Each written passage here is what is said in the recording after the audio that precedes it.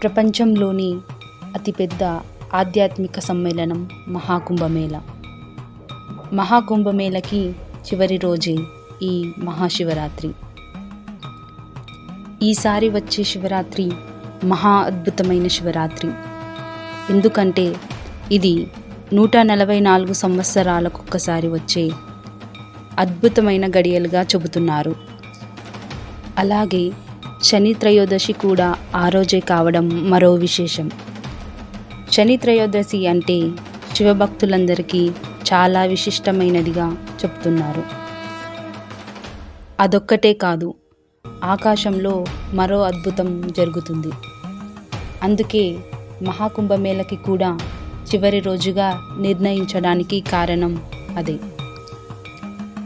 ఈ మహాశివరాత్రికి ఆకాశంలోని అన్ని గ్రహాలు కుంభమేళకు ముగింపు కోసం వచ్చాయా అన్నట్టుగా గ్రహాలన్నీ ఒకే వరుస క్రమంలోకి వచ్చి కనువిందు చేయనున్నాయి.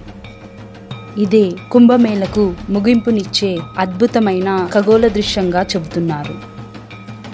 ఈ మహా అద్భుతమైన గ్రహకూటమి దర్శనంతో మహాకుంభమేళ ముగింపుగా చెబుతున్నారు.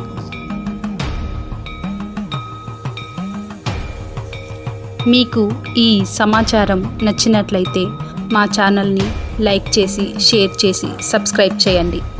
ధన్యవాదాలు.